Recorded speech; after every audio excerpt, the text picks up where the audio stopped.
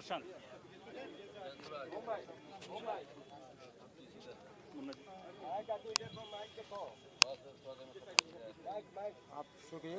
ये कर जी।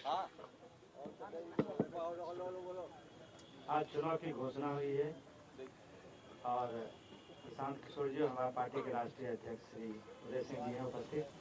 आप लोग को यदि कोई प्रश्न हो तो स्वागत है। पहला प्रश्न ये है कि ऐसा कहा जा रहा था कि चुनाव छठ के बाद होगा। अगर छठ के पहले होता तो ज्यादा चांसेस होता कि जो युवा बाहर से आ रहे हैं, क्योंकि ज्यादातर जो जन स्वराज के वोटर्स होंगे वो बाहर ही क्यों पलायन करके गए हैं। लेकिन अब तो छठ के बाद चुनाव है, तब तक तो लोग जा चुके होंगे वापस अपनी नौकरी में, तो जन स्वराज को कितना नुकसान होगा? ऐसा प्रतीत होता है कि तिथियों को जानबूझकर ऐसे समय में रखा गया है कि उनका मानना है कि जो बाहर से आएंगे वो चले जाएंगे। लेकिन हम लोगों का मानना है कि जो लोग बिहार के बाहर हैं और यहाँ आएंगे वो अपने 10 दिन की नौकरी कमाई सब कुछ गंवा कर यहाँ रहेंगे। और जो ये सरकारी पक्ष या इलेक्शन कमीशन की मंशा है कि वो लोग चले जाएंगे और तब वोट होगा, ऐसा नहीं होने वाला है। जो लोग यहाँ आएंगे, याद कीजिएगा कि ये वही लोग हैं जो कोविड के समय में पैदल और साइकिल पर चढ़ के अपने घर पहुंच गए थे। ये लोग बिहार से तब तक नहीं जाएंगे जब तक बिहार को बदलने में अपनी सहभागिता ये नहीं दर्ज कराते हैं।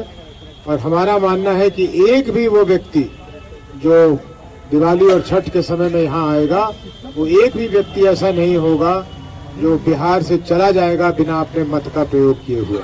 6 तारीख को शरद कार्तिक पूर्णिमा है, आज 6 तारीख का वोटिंग है, क्या इसका प्रभाव पड़ेगा? ये जो भी करना चाहें, बिहार के लोगों ने मन बनाया है कि अपने मत का प्रयोग करेंगे, बिहार में बदलाव करेंगे, एक अपने लिए अपनी व्यवस्था बनाएंगे।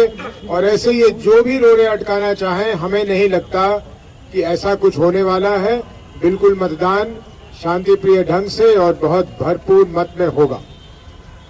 प्रशांत जी, चेहरे पे थोड़ा सा टेंशन तो दिख रहा है इस बार। एकदम टेंशन मुक्त हो गए।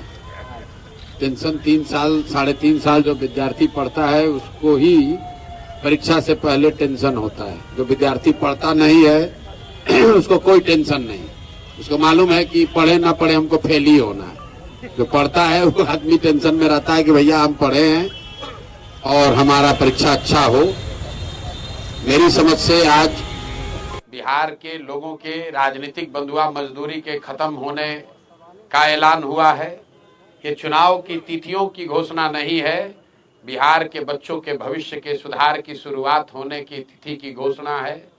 क्योंकि इस बार बिहार जाति धर्म नाली गली मोदी नीतीश लालू प्रशांत किशोर के लिए नहीं, अपने अपने बच्चों के लिए वोट करेगा, अपने बच्चों के पढ़ाई और रोजगार के लिए वोट करेगा, बिहार में बदलाव के लिए वोट पड़ेगा और उस शुरुआत के लिए वोट पड़ेगा जिस सपने को लेकर हम लोग यहाँ आए हैं कि आने वाले 10 साल में इस देश के 10 अग्रणी राज्यों में बिहार को शामिल कराएं। एक ऐसा भी दिन आए जब यूपी पंजाब हरियाणा गुजरात महाराष्ट्र से लोग बिहार में नौकरी मजदूरी करने आए, वैसी व्यवस्था बनाने के लिए वोट पड़ेगा। कोई कितना भी प्रयास कर ले, ये परिवर्तित होने वाला नहीं है। 2 चरणों में चुनाव की घोषणा हुई। बहुत बेहतर है। पहले जो बिहार में 4 चरण 5 चरण में जो चुनाव 2015 में हुआ था, पिछले बार चुनाव 3 चरणों में हुआ था, तो ये कहीं ना कहीं लोगों का मानना है ये कई चरण के जो चुनाव होते थे कि उस समय मोदी जी का जलवा होता था और भाजपा के लोग कई चरणों में चुनाव इसलिए कराते थे ताकि ज्यादा से ज्यादा मोदी जी आए और प्रचार करें। ये ऐसी सोच रही है उनकी। मैं भी उस दल के साथ काम मैंने किया है और हम लोग जानते हैं, इसीलिए ऐसे 8-8 9-9 चरण में चुनाव कराए जाते थे कि ज्यादा से ज्यादा मोदी जी की सभाएं हो सके। अब कहीं ना कहीं भाजपा ने भी मान लिया है कि भैया मोदी जी कितना भी सभा कर ले उससे परिणाम बदलने वाला नहीं है, इससे अच्छा है भैया 2 ही चरण में कराकर खत्म करो। बिहार की जनता ने बदलाव का मन बना लिया है। ना नीतीश जी प्रचार कर सकते हैं, ना मोदी जी के आने से कुछ होने वाला है। बिहार में जिसको प्रचार करना था लोगों ने 2 साल 3 साल कर लिया, सुन लिया। अब अंतिम 1 महीने का प्रचार प्रसार का समय है। लोग एक बार उम्मीदवारों को देखेंगे और सही लोगों का चुनाव करेंगे।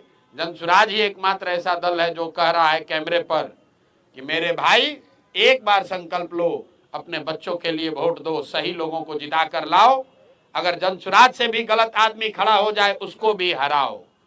हर हालत में इस बार बिहार के लोगों को संकल्प लेना है कि अच्छा आदमी ही जीतना चाहिए। जनसुराज जीते या न जीते, भाजपा जीते या न जीते, मोदी, प्रशांत किशोर, नीतीश, लालू जीते या न जीते, बिहार जीतना चाहिए, बिहार के बच्चे जीतने चाहिए। इसलिए कोई गलत आदमी को वोट मत दो। अगर वोट दोगे तो याद रखना अगले 5 साल इसी भ्रष्ट व्यवस्था के साथ जीना पड़ेगा। बच्चों को बेरोजगार होना पड़ेगा, युवाओं को बाहर मजदूरी करनी पड़ेगी। मेरे भाई जो बोओगे वो काटोगे। तो ये मौका है बुआई का, बढ़िया लोगों को जिताइए, जो अच्छा लगता है उसको जिताइए, तभी आपका और आपके बच्चों का जीवन सुधरेगा। बिहार में आम आदमी पार्टी ने अपने उम्मीदवारों की पहली सूची जारी कर दी है, आपसे पहले बाजी मार ली आम आदमी पार्टी। अब ये कोई पार्टी है? बहुत लोग, बसपा वालों ने भी जारी कर दिया है, मीम वालों ने भी जारी कर दिया है। भाई यहाँ 3 सीधा त्रिकोणीय मुकाबला है। लोग महागठबंधन के उम्मीदवारों के बारे में पूछ रहे हैं, लोग एनडीए के उम्मीदवारों के बारे में पूछ रहे हैं, और उससे बढ़कर लोग जनसुराज के उम्मीदवार का इंतजार कर रहे हैं। बाकी जितने लोग हैं उसका कोई मतलब नहीं है। 100 में 90-95 वोट इन्हीं 3 गठबंधनों में बंटना है, इन्हीं 3 पार्टियों के बीच में बंटना है। तो लोगों को चुनाव करना है, लोगों ने तय कर लिया बदलाव करना है। तो भैया भाजपा एनडीए तो गई, अब उनको चुनना है कि या तो 15 साल की जंगल राज की व्यवस्था को वापस लाना है, आकि नई व्यवस्था जनसुराज को बनाना है। निर्णय जनता को करना है। इस चुनाव को प्रशांत किशोर कितना चुनौतीपूर्ण मानते हैं? प्रशांत किशोर सारे चुनाव को चुनौतीपूर्ण मानते हैं। पढ़ाई, परीक्षा, चुनाव, युद्ध, ये इसको कम चुनौतीपूर्ण मानने वाले लोगों की हमेशा हार होती है। हम लोग सारे जो भी सामने चुनौती है उसको सीरियसली लेते हैं, उसके लिए ईमानदारी से प्रयास किया है, और जो प्रयास किया है वो समाज के सामने है, अब समाज पर है। अब हमारा जो प्रयास था वो करीब करीब अंतिम चरण में है। जनसुराज का प्रयास अंतिम चरण में है। अब प्रयास के ऊपर विचार करके वोट देने का काम बिहार की जनता को करना है। जीत हार प्रशांत किशोर की नहीं होनी है, जीत हार जनसुराज की नहीं होनी है, जीत हार बिहार के लोगों की सोच की होनी है कि आप अगर अच्छे लोगों के साथ खड़े हैं कि आप गलत भ्रष्टाचारियों, लुटेरों के साथ रहना चाहते हैं, बिहार की जनता को तय करना है।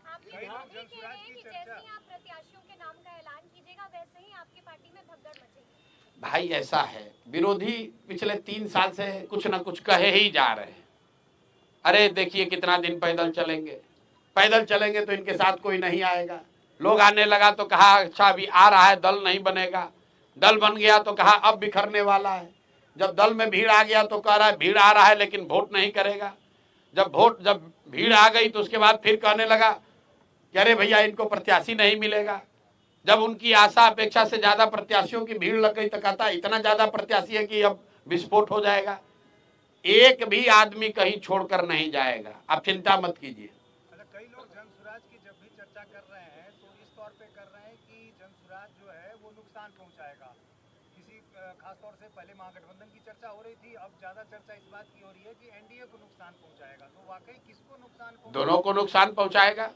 गणित आप समझ लीजिए, पिछली बार दोनों गठबंधन को मिलाकर 72% वोट पड़ा है। तो जितने आप लोग पत्रकार अनुभवी लोग हैं जो ये कह रहे हैं कि जगह नहीं है, तीसरे का विकल्प का जगह कहाँ है, तो आप समझिए कि पहले तो भाई दोनों गठबंधन को मिलाकर 72% वोट पड़ा है, मतलब 28% लोगों ने तो पहले से ही इनको नकारा हुआ है। तो उस 28% का एक बड़ा वर्ग जो है वो जनसुराज को वोट करेगा। और दूसरा, मेरा जो सबसे बड़ा आलोचक है, आपकी गणना को ही मान ले कि भैया दोनों का वोट थोड़ा थोड़ा काटेगा। मान लीजिए आपका जो भी गणना, हमारे पास तो थर्मामीटर है नहीं कि बता दें किसका कटेगा कितना, लेकिन इतना तो सब मान रहे हैं कि दोनों का कुछ ना कुछ नुकसान होगा, किसी का ज्यादा थोड़ा किसी का कम। अगर दोनों दल का 10-10% भी नुकसान हुआ तो उसमें जोड़ दो भैया 28% और 10-10% दोनों का काट दीजिए, कहानी खत्म।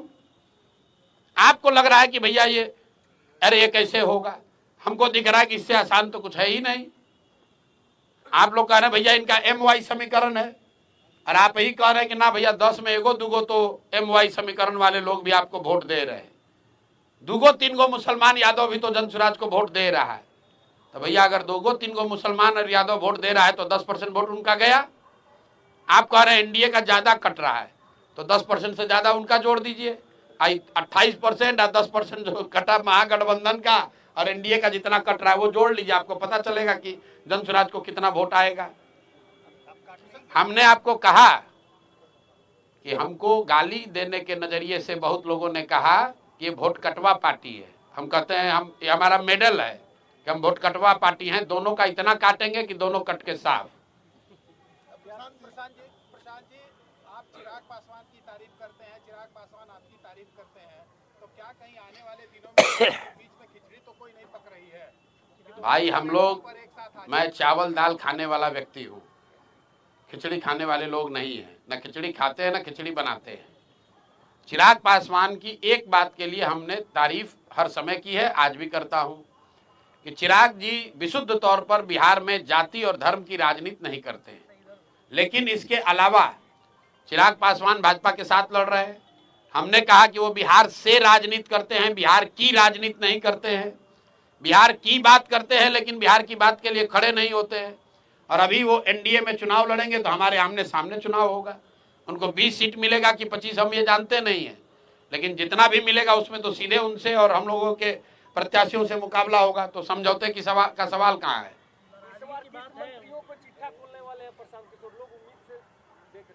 यार लोग चुनाव देख रहे हैं कि चिट्ठा खोलना देख रहे हैं? अब देखिए प्रशांत किशोर की जनसुराज की ताकत, चुनाव से ज्यादा इस बात की लोगों को चिंता है कि प्रशांत किशोर किसका चिट्ठा खोलने वाले हैं। जो जो सबसे बड़े चोर है उनका चिट्ठा फिर खोला जाएगा। आप लोग भी कुछ खबर है तो दे दीजिए, आपका भी शामिल कर लेंगे उसी में। माननीय सांसद पप्पू यादव बताएं कि प्रशांत किशोर सबसे बड़े जातिवादी नेता हैं। सब व्यक्ति के जवाब देना जरूरी नहीं है। प्रशांत जी, आप कई बार कह चुके हैं कि पहले लड़ाई एनडीए और जनसुराज के बीच में, अभी भी कह रहे हैं। अभी आपने कहा कि एनडीए चली गई, अभी भाजपा अरे भाई चली गई मतलब हारना निश्चित है, इसलिए कि उनका डिनोमिनेटर वोट का बड़ा है। महागठबंधन जो है उसका टोटल वोट का टारगेट ही 30-35% है। जिस MY समीकरण की आप बात करते हैं वो दोनों जोड़ दीजिएगा तो मैक्सिमम 35% वोट होता है। बाकी 65% मोर और लेस एनडीए के साथ पिछले 20 साल में रहा है। तो निश्चित तौर पर मुकाबला एनडीए से है। बिहार में जातीय राजनीति होती है, स्वीकार कोई नहीं करता। अभी बार-बार MY समीकरण का हवाला देकर हम लोग बोल रहे हैं, तो क्या जनसुराज भी जातीय समीकरण का ख्याल रखेगी? जातीय समीकरण का ख्याल रखने का मतलब क्या है? हर पार्टी के पीछे कोई ना कोई समीकरण रहता है, जैसे बार-बार आरजेडी के हम लोगों ने समीकरण दिया है कि जो आधे हिंदू भाजपा के खिलाफ एनडीए के खिलाफ वोट कर रहे हैं, उन आधे हिंदुओं के साथ 20% जो मुसलमान हैं उनका जो समीकरण है, सामाजिक राजनीतिक गठजोड़ है, वही जनसुराज का आधार है। अशोक चौधरी का चैप्टर क्लोज हो गया या फिर और भी कुछ खुलासा करेंगे? थाना में सुने हैं पानी पिला पिला के मारना, सुने हैं? तो इनको पहले एक बार बोले तो ये एक कि 25 करोड़ में टिकट खरीदे हैं तो मानहानि का ही हमको नोटिस भेजे थे। फिर इन पर जब खुलासा हुआ कि फर्जी तरीके से प्रोफेसर बने हैं तो आप लोग के चैनल पर आकर बोले कि प्रशांत किशोर को सुप्रीम कोर्ट तक लड़ाएंगे।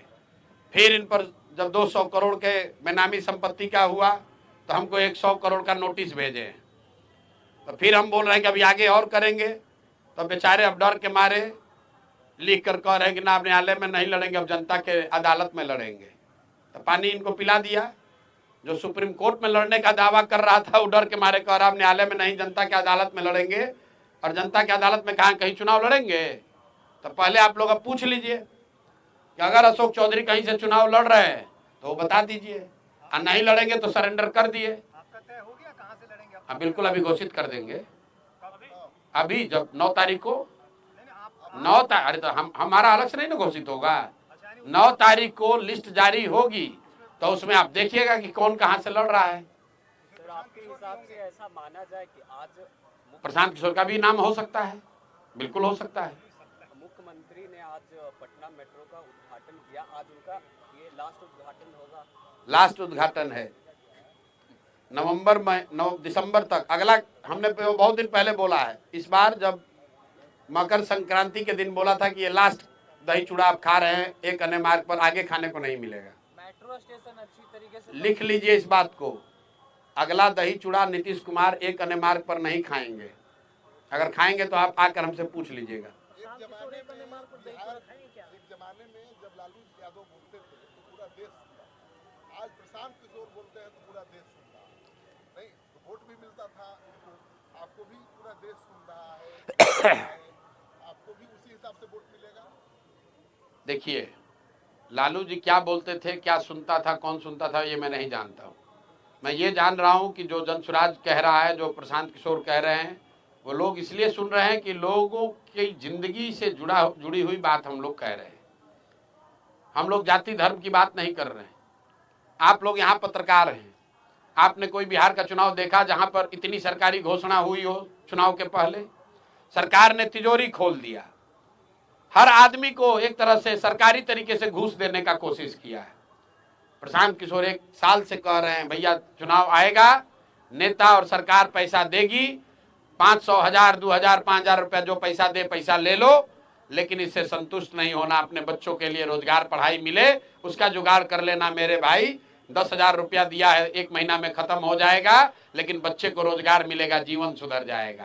तो नीतीश कुमार की जो सरकार है ये जनता से 5 बरस लूटा है और उसी लूट के पैसे से 2000, 4000 रुपया दे के फिर वोट खरीदने की कोशिश कर रहे हैं। कहीं कोई माहौल नहीं है। लाखों करोड़ रुपया सरकार ने बांट दिया, फिर इतना होने के बाद तो हर जगह नीतीश होना चाहिए था। कोई कहीं चर्चा नहीं है, सिर्फ और सिर्फ एक ही बात अभी लेकर बैठे हुए हैं कि जातीय समीकरण है, लालू जी के डर से हमको वोट पड़ जाएगा। इसके अलावा कहने के लिए कुछ नहीं है उनके पास। प्रचार भी नहीं करने को तैयार है। 2 चरण में चुनाव हो रहा है। यही भाजपा वाले 2015 में 5 चरण का चुनाव कराए थे, 1.5 महीना चुनाव चला था। अब इतना भी विश्वास नहीं है कि मोदी जी के आने से वोट बदलेगा, तो कहता है चलो भाई जल्दी करा के निपटाओ। प्रशांत जी, माना जाए 2026 में प्रशांत किशोर एक अन्य मार्ग पर दही चूड़ा खाएंगे, उसका आयोजन करेंगे? प्रशांत किशोर खाएं या ना खाएं, नया मुख्यमंत्री दही चूड़ा खाएंगे। बिहार में जनसुराज का मुख्यमंत्री एक अन्य मार्ग पर बैठ के दही चूड़ा खाएगा और आपको भी निमंत्रित किया जाएगा, क्योंकि वो नीतीश कुमार का काल नहीं होगा कि मुख्यमंत्री आवास जो है वो सिर्फ उनके और उनके भूंजा पार्टी के लिए नहीं है, वो जनता के लिए है। सब आपको भी आमंत्रित करेंगे, आप भी आकर खाइएगा। अब ये किसने बताया? अभी तो आप लोग कहे कि हम लोग को वोटें नहीं मिल रहा है, अभी आप मुख्यमंत्री का चेहरा पर आ गए। अरे भैया तस्वीर साफ अगर अभी बता दे कौन कौन चुनाव लड़ रहा है तो 9 तारीख के प्रेस कॉन्फ्रेंस का क्या मजा रह जाएगा। तब 9 तारीख को देखिएगा कि कौन कौन लोग लड़ रहे हैं। प्रशांत किशोर के अलावा कई ऐसे